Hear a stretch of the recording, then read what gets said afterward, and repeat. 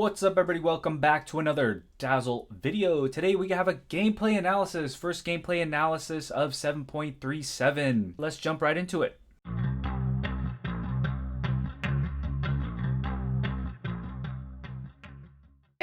So the first thing we're going to talk about today is the drafting phase and the mindset that you should be having while you draft. Starting off with how are you going to win the game? For us, it's going to be Wind Ranger getting Ags and being able to just kill people on command. Spectre just being able to jump anybody on the map. Primal being super tanky and being unkillable, taking up a lot of the damage. And then me and Grimstroke just surviving in the back against some of the backline jumpers. This game we have Weaver, Void Spirit, and Marcy, who are all three kind of backline jumpers. That's how we're going to ultimately win the game. The second thing we're going to think about is the mid game. What I think is going to happen is Mars is going to have Blink. Probably it's going to be Mars initiating onto one of our cores who's going to be farming a wave. What they're going to try and do is just arena one hero or two heroes, nuke them down with Witch Doctor spells or Void Spirit spells, and then hopefully my core hero will have just enough HP to barely survive the arena, because I'm probably not going to be able to see them inside the arena. Mars is probably going to take the blood sport facet. I'm going to grave that hero, and once I reveal myself with the grave, then Marcy or Weaver is going to come and kill me. My first main item is going to be a Ghost Scepter. I need to carry detection for Weaver, so Dust and Sentry. As soon as the fight starts, I need to put a Sentry down, and when Weaver comes to get me, I need to Dust. And then one combo I want to keep in mind during these fights is Grimstroke's ult is amazing with my Shard. My Poison Touch will shoot out as if both heroes got a Poison Touch, so I have a chance to Poison Touch a lot of heroes multiple times in this game. I want to keep that in mind, and so Shard is also going to be a higher priority in this game. And then the last thing I'm thinking about is my lane. I'm going to be facing a Mars and either Witch Doctor, Weaver, or Marcy, and my lane partner is going to be a Spectre. So Spectre is a very weak laner. The reason is he has a very small mana pool, and he has a Spectral Dagger, which is his only spell. It's on a pretty long cooldown. It's not a low cooldown nuke, and he's primarily going to be using it to secure range creeps rather than using it for escape. So a lot of times he's not going to have enough mana to cast Spectral Dagger, or he's already used it and it's on cooldown, so he's not going to be able to use it as an escape mechanism. I'm going to plan to stay in the lane as much as possible and ignore the other lanes, because if I leave my Spectre alone, there's a very, very high likelihood that he's dead. Probably not going to be looking mid a lot. I'm not going to be able to secure runes as much. I'm not going to be able to stack camps as much. I'm purely going to be focusing on the lane, even if there's other distractions going on in the other lanes. This ward is really nice for a few reasons. The first one is, of course, for the rune fight itself. So you get vision of the low ground here. You can see which heroes are coming up. If there's the whole team is coming up, we can run away. If there's a fight that we think we can take it. The second thing it's great for is to be able to see if there's an enemy support coming to block my small camp. Our lane is not the strongest lane, so I want the creeps to be as close to our tower as possible, especially in this game. I need to prioritize blocking their big camp so they can't pull, and I need to have my small camp available just in case I do want to pull. My Spectre did use his Spectral Dagger at the end of the rune fight, which is not ideal because now it's off cooldown and I don't have anything to secure the range creep. So that's something we're going to have to keep in mind, is we're not going to be able to nuke the first range creep. We might miss that first range creep, but I'm going to block their big camp. And as Witch Doctor walked up, I did not see him with any wards. I'm assuming he warded somewhere before he came up here. I didn't see him walk from this direction, from the big camp, small camp area. I saw him just walk up straight up. So I know that my small camp is not being blocked. So I don't have to body block the big camp. I can just use my sentry ward to just block their big camp.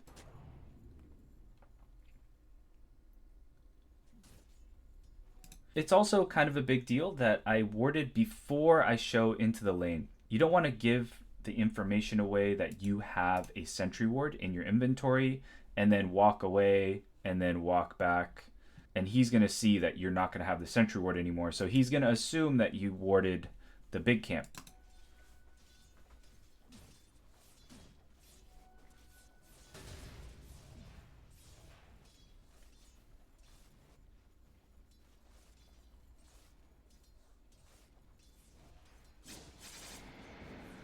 We want to be as active as possible by right-clicking as much as possible. If both Mars and Witch Doctor decide to go on the Spectre, they can do a lot of damage. Maybe not straight up 100-0 kill him, but they're going to do a ton of damage, and Spectre's really not going to be able to do anything about it. He doesn't have any mana right now. He's not going to have mana for a long time, so this is one of those scenarios where you want to try and get the attention of your enemies as much as possible. As long as I'm not messing up the creep aggro, I just want to be hitting Witch Doctor as much as possible. And I do want to get a salve because he's going to be hitting me back with his spells, and Mars has a pretty good set of nukes that he's going to be spamming here and there as well. As soon as this sentry is in stock, I should be buying another sentry because I'm assuming that Witch Doctor is buying a sentry right now, or he's going to see that the camp is blocked in 2 seconds and buy his own sentry. So I want to have another sentry to deward his sentry.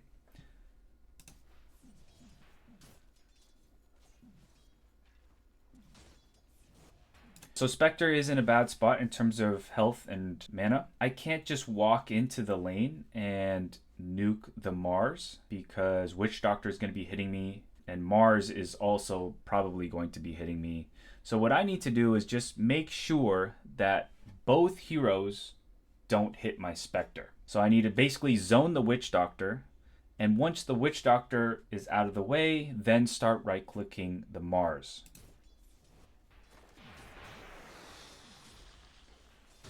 So because I poison touched Witch Doctor, hit him a couple times, he's not going to want to walk up here for another 5 seconds. So it gives me this 5-second window where me and Spectre can turn our attention to the Mars.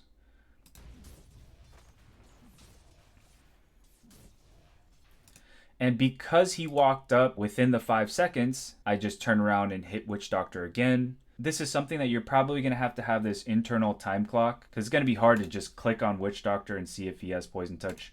If you're playing really aggressive, you can actually chase this and maybe get a couple more right clicks in. However, the problem is there's a creep wave that's walking up right now. And so if I chase Witch Doctor, he's going to walk into the creep wave.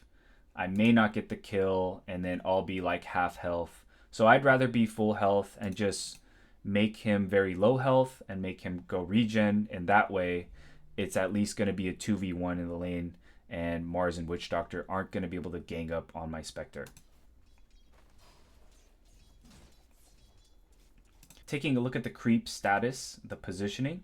So they have a good amount of creeps, we have less creeps, so the lane is in a pretty good spot.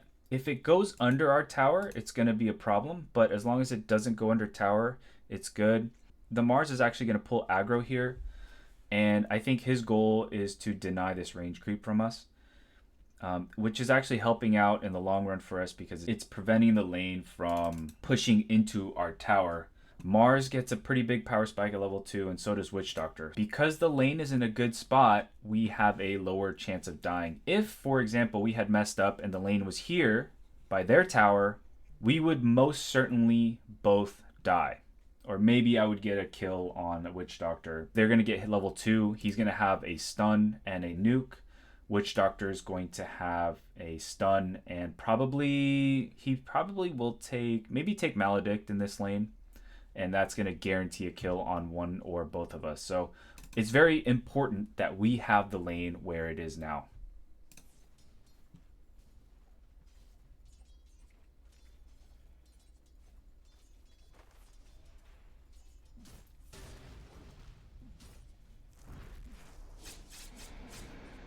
Every nuke that Mars uses to secure a creep is a nuke that he's not using to harass the Spectre. So that's always a good thing, and it's also kind of puts a cooldown on their window to dive us. It's also important to note that Witch Doctor revealed his second spell, so he took Voodoo Restoration.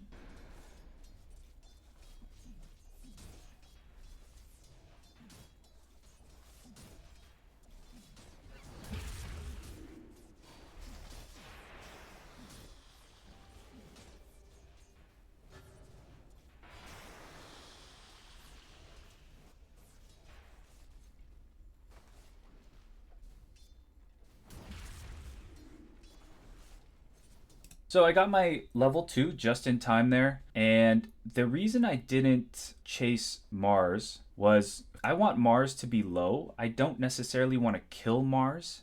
I would rather Mars be low and me be at a bigger HP rather than Mars die and me be at 10% HP. Because he's going to TP back into the lane and basically dominate the lane and do whatever he wants. I want to just kick him out of the lane. I don't necessarily want to kill Mars. That's something that I had to really mature into in the laning stage. I always thought it was a badge of pride to be able to kill somebody in the lane, but in a lot of these games, it's better to just wound the opponent and make them really low rather than just kill them outright, because they're just going to TP in with full mana, full HP, and if you're sitting there with 10% HP, 10% mana, you're basically going to have to either die or walk all the way back to the fountain. The whole goal here is to stay in the lane with Spectre and to babysit Spectre for as long as possible.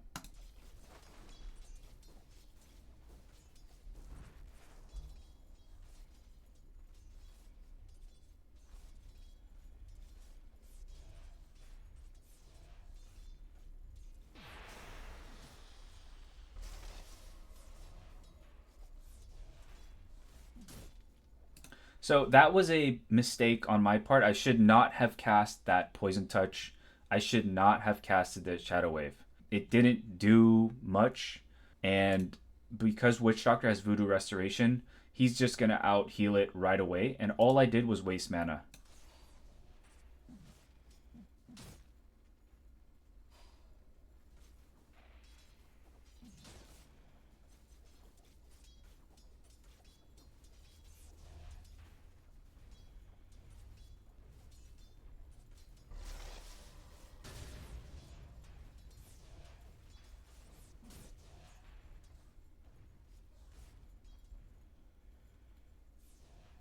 So taking a look at the creep equilibrium here, our creeps are walking towards their creeps, so now is a good time for me to pull. So the work that I did at minute 0 is paying off just about now.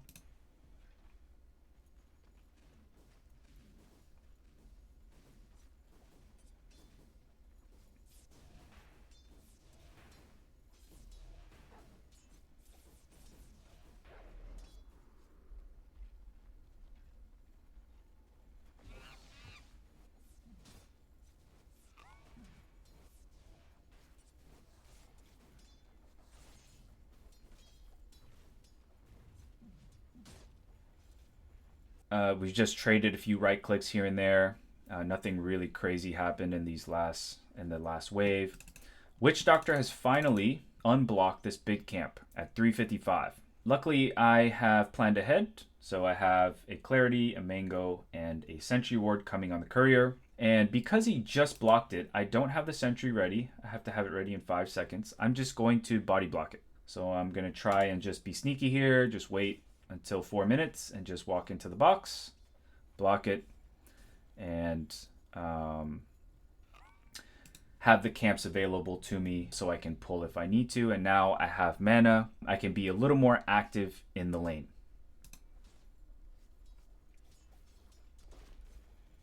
At 410, we have a little bit of a skirmish here. Nothing really crazy happens. I think we just trade spells. I don't know why Poison Touch didn't hit Witch Doctor. I really wish it did. If I had landed Poison Touch on both heroes, I probably would have got a kill on Witch Doctor.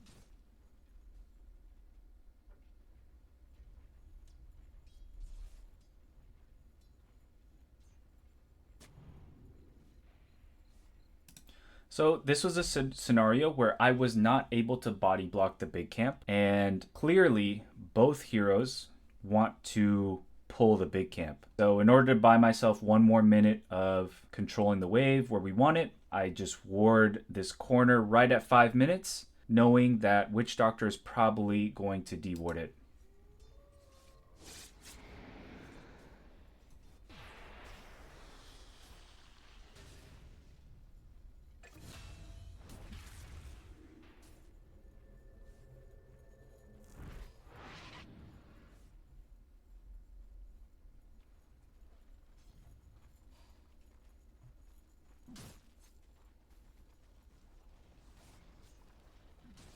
Okay, so looking at the lane here, we have more creeps than they do. So I'm going to pull this camp.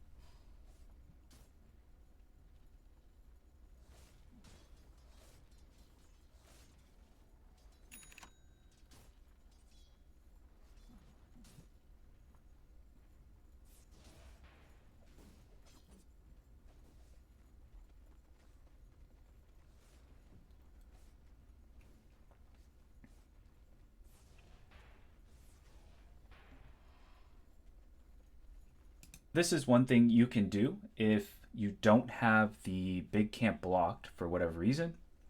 You can attack the creeps, have the creeps follow you, and that way when the opponents want to pull the big camp, the creeps are no longer in the camp. So that's kind of what I was doing there. To come out of a lane against a Mars and a Witch Doctor with no deaths is very good, and I think we did a good job of making sure that the lane was never over here by the opponent's tower. It was usually around this area, and that's a big reason why Spectre did not die. And now, because he has his treads, his Wraithband, his wand, he can jungle a little bit better and just send clarities to himself. He's just going to be in the jungle and then ult into team fights, get a kill or two, and then scale up that way. So our laning stage is effectively over now. Now we want to move on to the mid game.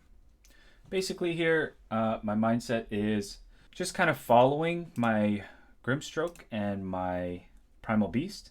So this game, my Primal was very aggressive, and he's basically playing around his Pulverize. If he has Pulverize and Onslaught, he's going to go in and look for a kill. I love playing with players like this because it takes the attention off of me, but it also gives our team a coordinated thing to do. And in the meantime, I am dewarding and I'm taking a few jungle camps here and there. In this patch, I've been going Wraithband into Arcane Boots as my two first items. The Arcane Boots gives me mana and good sustain. The Wraithband is just good for overall survivability, right clicks in the lane, and also being able to land some Poison Blooms here and there.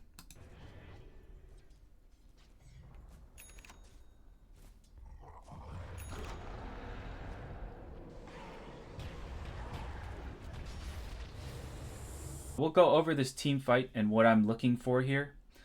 We've initiated onto the Void Spirit. Unfortunately, Windrunner Shackle did not land on a tree. I really thought it should have landed, but whatever. So he was able to get away with very low HP. So what I'm worried about here is staying out of the range of the arena, first of all. I don't know where Reaver is, and I don't know where Marcy is. I know where Witch Doctor is. I know where Void Spirit is. I know where Mars is. I need to be worried about getting jumped by Marcy, so I can't be too close to the nearest enemy. And then I just need to keep my eye out for Weaver. And I am prepared this fight with Observers, Sentries, and Dust. Weaver is not really strong enough to just one-shot me at this point of the game. It's only 14 minutes in. But what I need to do is put vision down for my team and then stay out of range and not get bursted by Weaver or Marcy or get caught up in Mars Arena. So I just keep my distance. If Primal or Windrunner stops moving, I will stop moving. And I will keep this distance as much as possible. So I don't go up this high ground because I don't really want Marcy to jump on me. It's a little, this distance from the stairs to Marcy is too short in my opinion. I want Marcy to jump on Primal. I want them to try to burst Primal. And so I ward really quick, I put vision down, and then I back away. So once Marcy jumps and Casket is used, I can a little bit more freely move around. Now the only thing I'm worried about is Weaver, but Weaver just showed in the bottom wave. So I can confidently walk up these stairs, and the only thing I have to now watch out for is this Mars Arena, which hasn't come out yet. I need to be in range to grave. It looks like Marcy is going to try and burst this Grimstroke. So I need to get ready to grave this Grimstroke.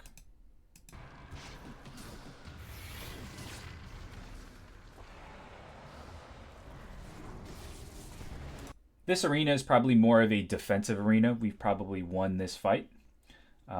Unless Weaver comes in and does a really good cleanup, but I doubt he's going to. Just in case, I do pop my Dust in this area. So if he does Shikuchi in, we can just kind of kill him. We've done a good job of keeping our distance. I don't think we've had a single spell cast on us, which is nice. And our Primal did a great job of soaking up a lot of the spells and being aggressive for us.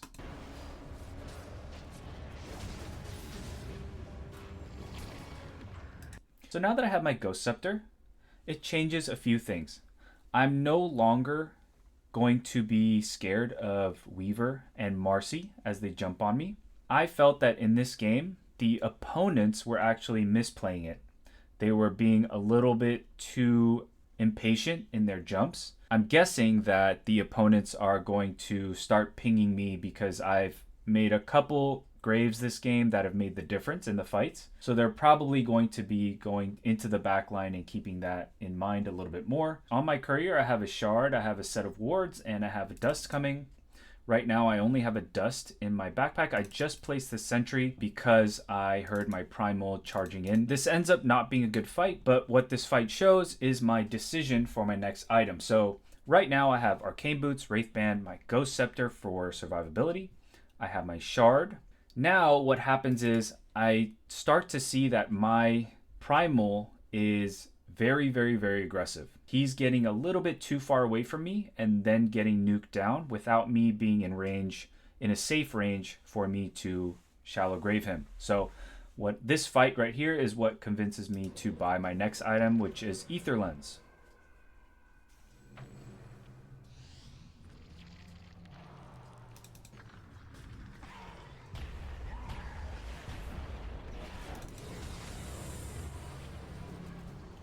Okay, so I was hiding behind these trees here before jumping out. The reason I'm hiding still is there's a lot of spells that I need to avoid.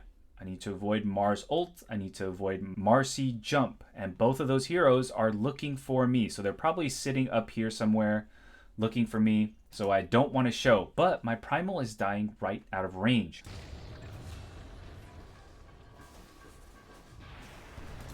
And because I showed into vision, Mars immediately jumps, and I wouldn't be surprised. I think Marcy jumps me right after as well.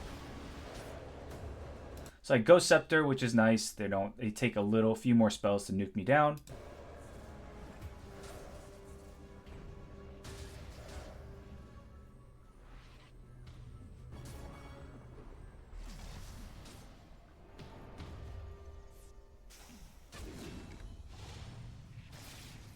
In this team fight, Primal just charged into the base to the tier 4s. When the tier 3s are still up, I 90% of the time do not go on the high ground. Marcy's up in 7 seconds. Mars can arena me in that time. Weaver can do a lot of damage to us. What I like to do is, even if a teammate dives all the way, I don't walk up on the high ground and try to save them. I just stay on the low ground and let my team take this tier 3 tower.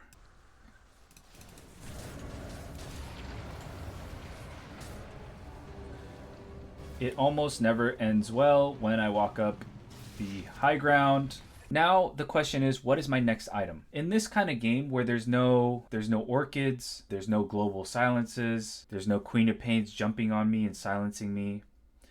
Really, it's a positioning battle. I already have the positioning aspect taken care of with Ether Lens. Ghost Scepter is giving me pretty good survivability. The two items that I would consider in this type of scenario are Ags and Octarine. Octarine lets me do Permagrave, and Ags just makes my hero 10 times better in every single way. Pushing high ground, I just have my wards, my sentries, and my dust ready. There's a nice solo kill top on the Weaver as Spectre is doing Spectre things. And basically, I'm just going to be super patient. I'm not going to cast any spells. I'm not going to show where I am to the team at all. I'm still smoked. So I just want to be smoked for as long as possible. My Wind Ranger has Aegis. So basically I'm letting them do their thing. I'm not going to cast any spells. I'm going to stay way back.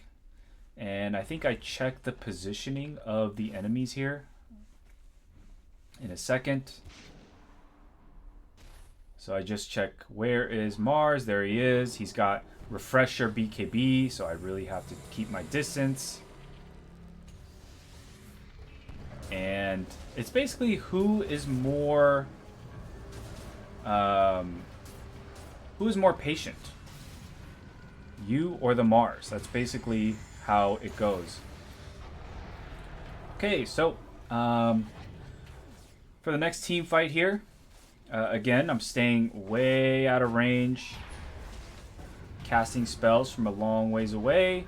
I want to also quickly highlight my choice of neutral item. When I'm playing support Dazzle, or any Dazzle where I'm not playing right-click Dazzle, the best neutral items, in my opinion, are the cast range neutral items. In this fight here, I'm keeping a healthy distance, being just in range of Shallow Grave of Primal Beast. I also want to keep an eye on where Marcy is, because Marcy might be looking to jump me. But if I was Marcy, I would probably try and secure this kill on the Primal.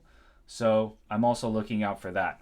So I'm just ready to grave Primal. Primal just went Invis, but I wouldn't be surprised if Witch Doctor jumps in and dusts or has a sentry here or something like that. So we want to be ready to grave him at any point.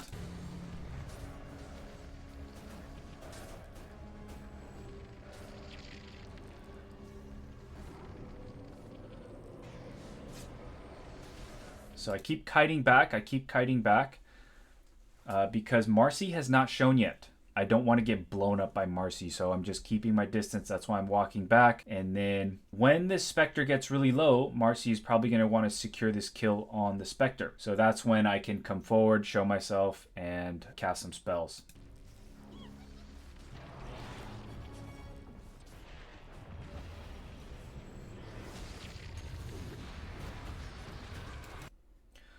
So Marcy has shown she's going in to kill Spectre.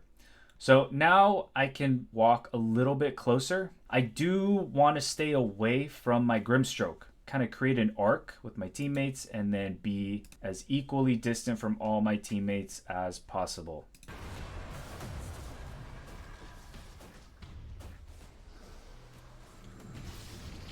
Unfortunately, my Primal dies, but at this point of the game, my Spectre is more valuable than my Primal. Spectre is going to win us the game, so saving Spectre is a little more important. It was a really fun game.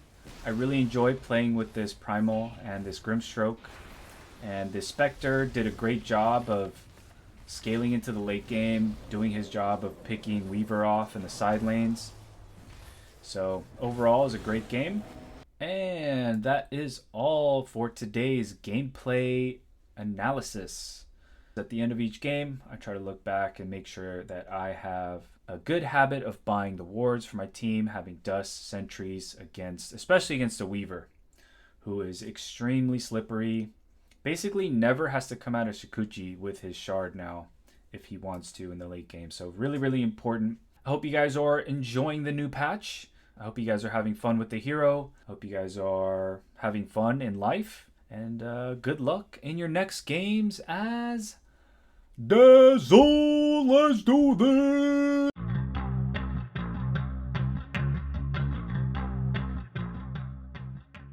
Dazzle!